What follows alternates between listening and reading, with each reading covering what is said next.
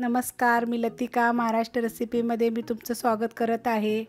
आज मी तुम्हाला हिरव्या मिरचीची झणझणीत अशी गवारी बनवून दाखवणार आहे। पण त्याआधी चॅनलला सबस्क्राइब करा आणि बेल आयकॉनवर क्लिक करा। त्यासाठी बघा कढई गरम करत ठेवलेली आहे। त्याच्यामध्ये आपण तेल टाकून घेऊया आणि तेल चांगलं गरम होऊन देऊया।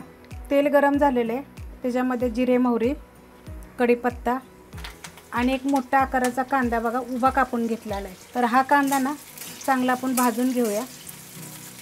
कांदा बघा असा भाजून घ्यायचा, जास्त पण असा लाल आपल्याला भाजायचा नाहीये, असा भाजला पाहिजे म्हणजे ना गवारीची शेंग ती छान लागते। 2 चिमूट हिंग पावडर आणि थोडीशी हळद।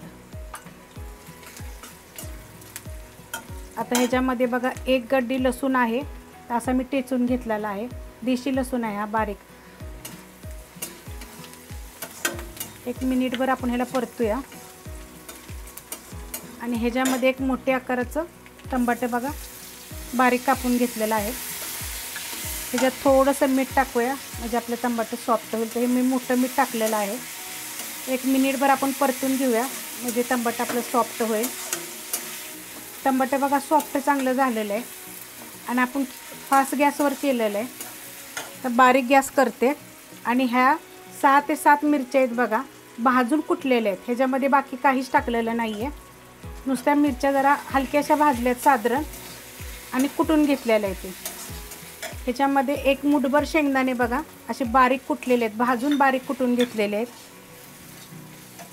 चवीप्रमाणे मीठ, मगाशी आपण थोडंसं टाकलं होतं आणि मी ह्यात मोठ्या मिठाचा वापर केलेला आहे।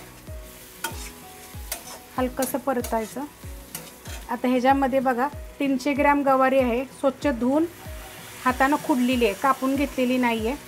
तर तुम्ही एकदम बारीक केली तरी चालेल, मी थोडीशी अशी मोठी मोठी ठेवलेली आहे, छान लागते। आता त्याला परतून घेऊया, थोडंसं परतून घेतलेलं आहे बघा।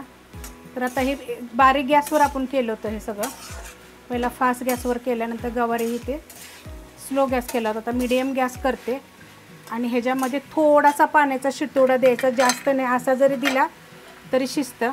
एकदम थोडंसं टाकायचं बघा